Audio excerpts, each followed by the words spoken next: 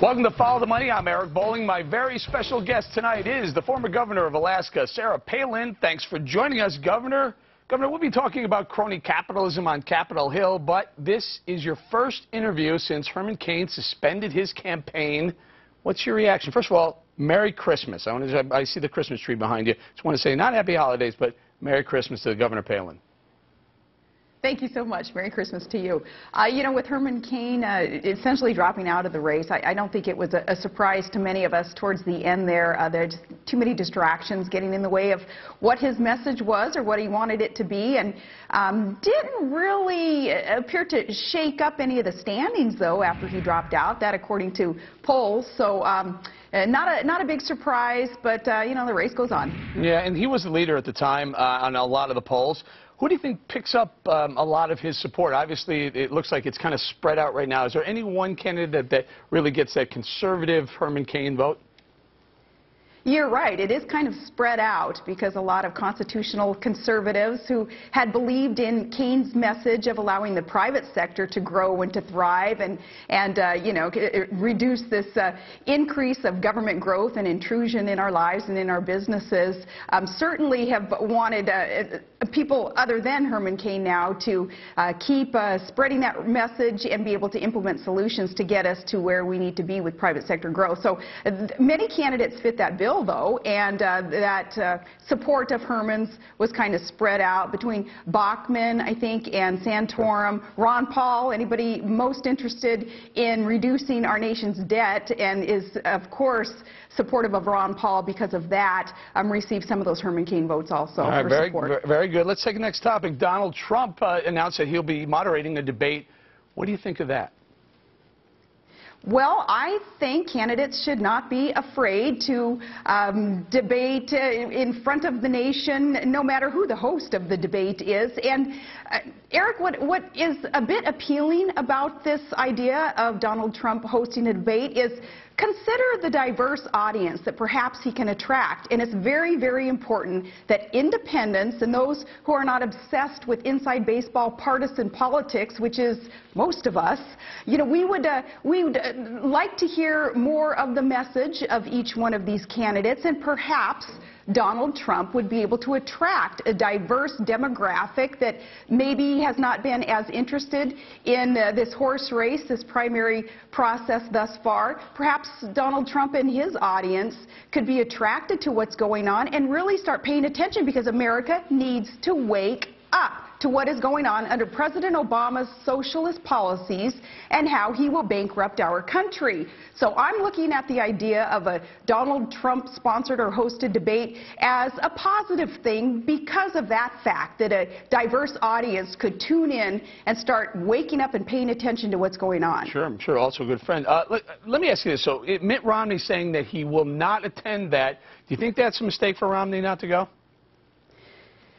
You know, I do, again, because we can't just be preaching to the choir. And a lot of the people tuning into these debates, and a lot of people have debate fatigue, by the way, but a lot of people tuning in have been the same people because they're perhaps viewers or listeners to conservative talk. And I think Donald Trump's going to attract people who haven't been just necessarily conservative, right-wing, if you will, listeners and viewers of media. And I think that Romney, he could, and I think should, still change his mind, and Huntsman too, and jump in there and participate. Sure, wouldn't hurt him to change their minds. Okay, they've done it in the past a little bit, don't you think? All right, well, don't answer that one. Very good point. Don't answer that one. How about this one?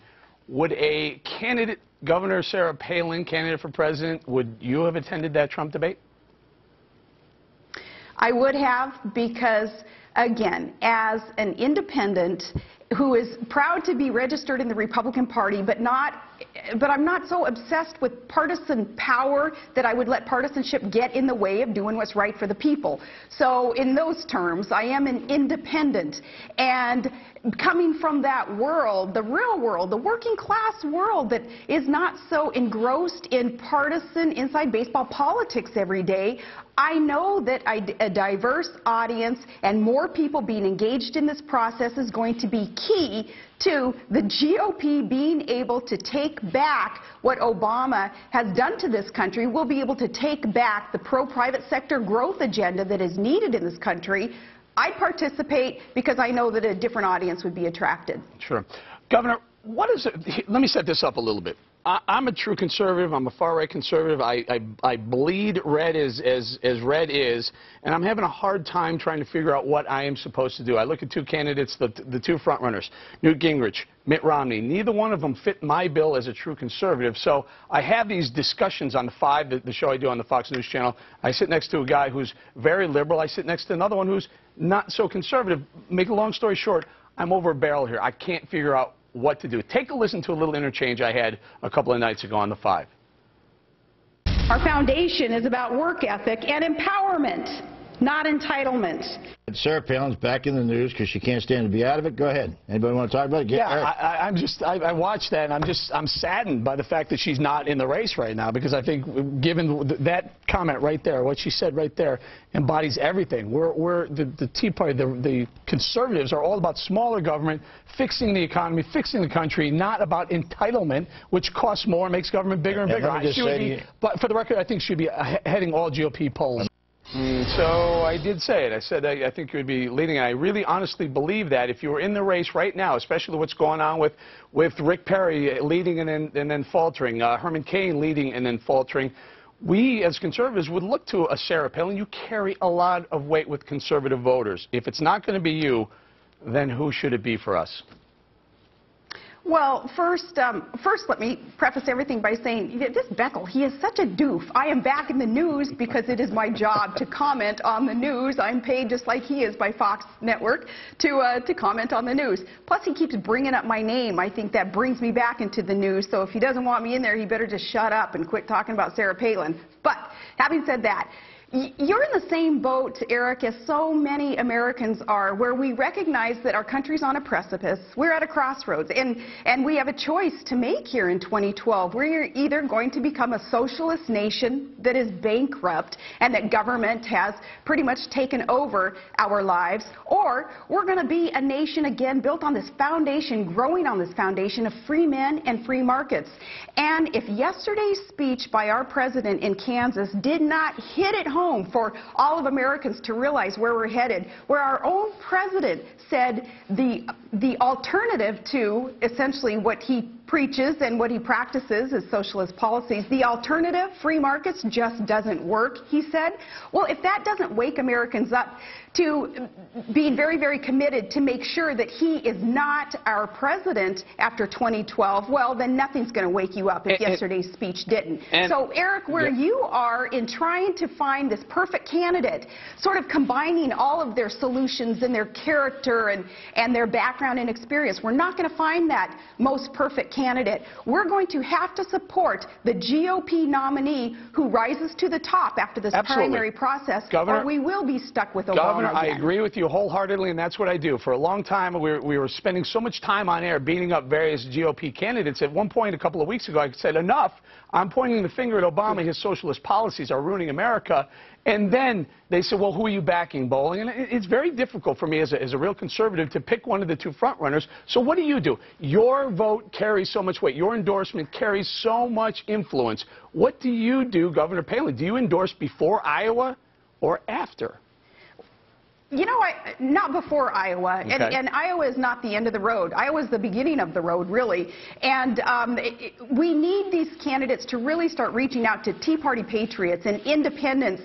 And Newt Gingrich, I believe, has risen in the polls because he has been a bit more successful than Romney, for instance, in reaching out to that base of constitutional conservatives who are part of the Tea Party movement. He hasn't been afraid of that movement. He has been engaged in that movement most recently in order for them to hear what he has to say, his solutions, and there's been some forgiveness then on the part of Tea Party patriots for some of the things in Newt Gingrich's past, because again he has bothered to reach out. So Romney and others need to reach out also and convince Tea Party patriots, constitutional conservatives, that he truly believes in smaller, smarter government and isn't going to perpetuate the status quo that will lead us towards bankruptcy. All right, let me dig down a little bit. Newt Gingrich is leading a lot of the polls.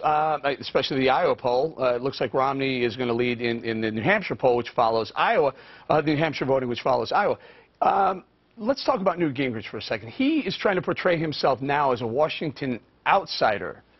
Do you think he can possibly get away with that, and do you think he should be doing that? In all honesty, he can't portray himself as a Washington outsider when he has been an insider. However, some of the things he has done as an insider, in giving him the benefit of the doubt here, some of the things he has done have been good things. He helped balance the budget under Bill Clinton those years ago. That's a good thing. That is what we need today.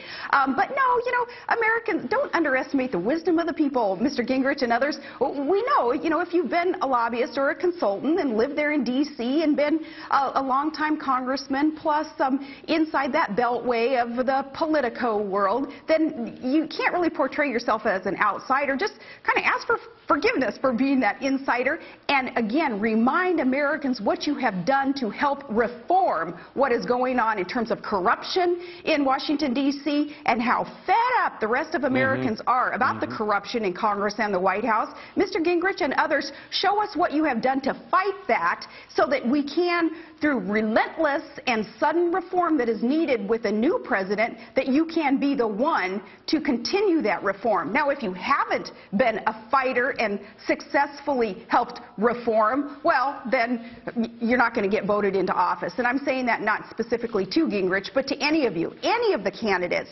who have been a part of the problem. You're not going to get my support. You're not going to get most independent and constitutional conservative support. You're not going to be our next president. We want to know what you have done to successfully fight for the reform and the anti-corruption practices that we need to adopt. So let me see if I can parse this out. You said you're not going to support someone who hasn't been a fighter for small government, for basically Tea Party ideals. What if we end up with two that or more that don't have that? Will you endorse someone who's not a leader? Some would say that would be wasting a Sarah Palin endorsement, which carries so much weight and has so much validity.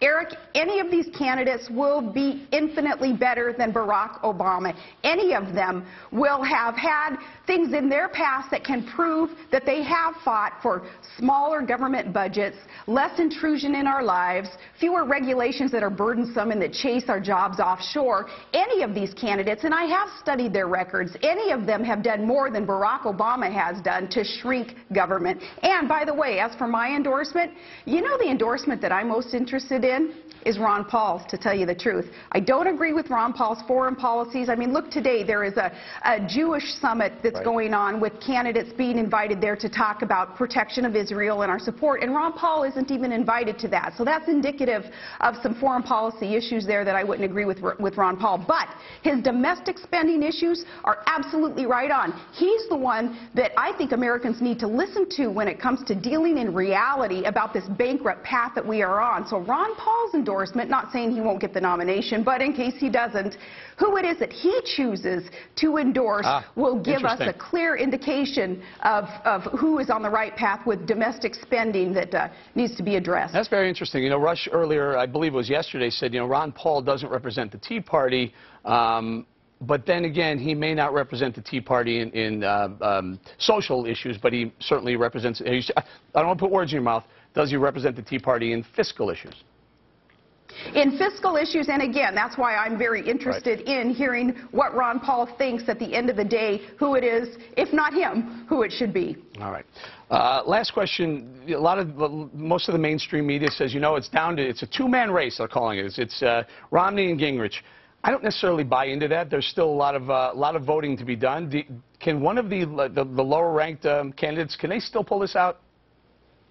Of course, history shows us that, again, whatever happens in Iowa, and today, going into Iowa in 4 weeks, it looks like it's a two-man race, but history shows us that the winner or the second-place finisher in Iowa doesn't necessarily mean that they will be the nominee. So, yeah, definitely things can still be shaken up. All right, Governor, stand by. We're going to bring you back after the commercial. We're going to talk about crony capitalism, or what we call here on Follow the Money, crony socialism on Capitol Hill. Are the bigwigs like Nancy Pelosi making money off inside information? You decide. Follow the Money. Former Governor Sarah Palin is back with us. Governor, a recent report accused D.C. politicians of wheeling and dealing with privileged information. Here's Steve Crufts interview from 60 Minutes going after Nancy Pelosi about buying stock in Visa back when credit rules were changing and being voted on in Congress.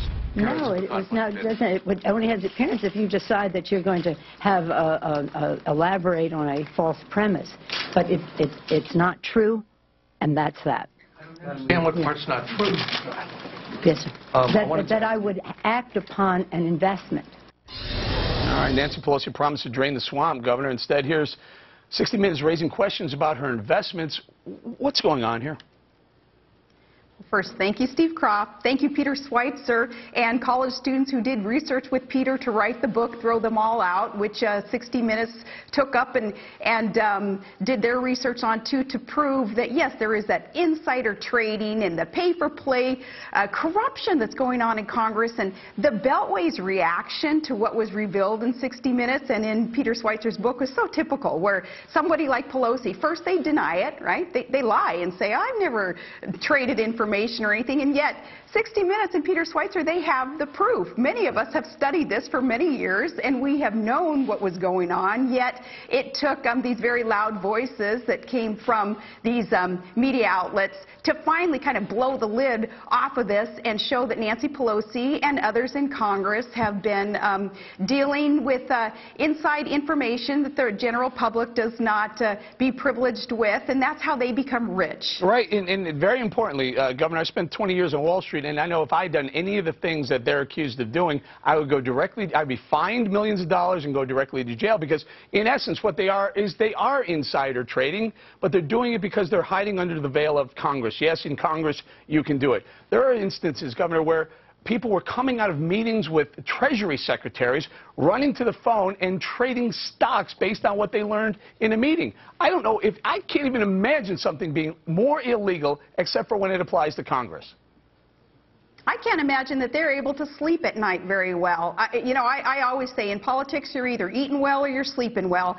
It's appalling, this action that they have partaken in, and it's legal in their little world in Congress. It's not legal for anybody else, and that's typical of Congress, exempting themselves from the laws that they hoist on everybody else. If there is one thing that unites our nation, independents, conservatives, liberals, it's a corruption that we see going on in Congress, how it is that we can fight that corruption and stop it. So thank God there is unity now in this mission that we are going to stop this corruption in Congress. And there is the Stock Act, and Sean Duffy has a bill that's being proposed, and others have bills to be proposed that will hopefully start getting a handle on this. However, the Stock Act and others that I have been researching show a lot of loopholes that still allow way too much leniency that the rest of the world wouldn't be able to be engaged in when it comes to Congress being able to still act on insider information that the rest of us don't have. That is how they come to Congress of very modest means quite often, and they leave as wealthy individuals. It's because of the access to our money and to information about our money, the taxpayers, that they get to capitalize on. It's a corrupt system. Sure, and the Stock Act, you point this out very well. It's a step in the right direction. Governor, tell us the difference, though.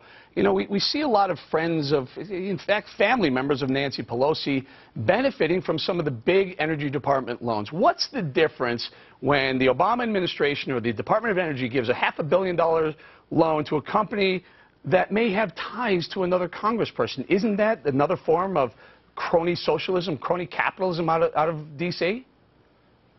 Bingo, it absolutely is. And when you see that the majority of these green jobs stimulus package grants and loans have gone to President Obama's bundlers and his campaign contributors, that's the picture painted right there of how it works in Washington, D.C. And it is corrupt. Up here in Alaska, same thing was going on with big oil companies. Some of us had to get in there and fight as hard as we could against that corruption. You just about get run out of town by the bigwigs in your state or in our nation when you fight even your own political party against the corruption, but you do what you have to do that is right for the people. So that's why I engaged in getting rid of the crony capitalism and the corruption. We need that now on a national front, and we're going to see it. We are going to see more and more people understanding the corruption in Congress, doing something about it.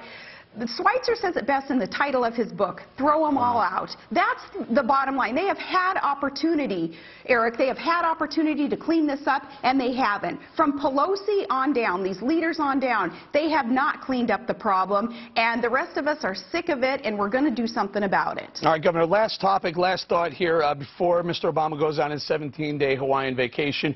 He delivered, right before yesterday, he delivered the fair speech, the fairness.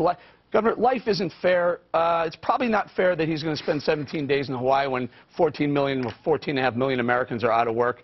Any advice to the president about the optics of this trip? You know, by the way, in that speech, too, what occurred to me was, is it fair that his kids get to benefit from a very elite, expensive private school, and yet he can't support school choice with vouchers or other systems to allow poor children to benefit from an elite school? Yeah, the optics of this trip, they are so deaf, dumb, and blind coming out of the White House to consider that people aren't going to be ticked off about a 17-day vacation, luxury vacation in Hawaii when, you know, a lot of the rest of the country, people are just looking at holding on to their job or their home or being able to pay their rent, and the optics are really bad. But I'll bet you, Eric, he doesn't stay there 17 days. I think he throws that number out there just to tick people off so that when he ratchets it back and he comes back after day 15 because of some issue that has to be addressed, then he's looked at, in his own eyes, I believe, as a hero. He sacrificed some of that shared sacrifice. He cut his Hawaiian vacation short to come deal with an issue in the White House. I guarantee you that will happen. All right, Governor, it's a pleasure having you on. You're a fresh voice, and love having you on.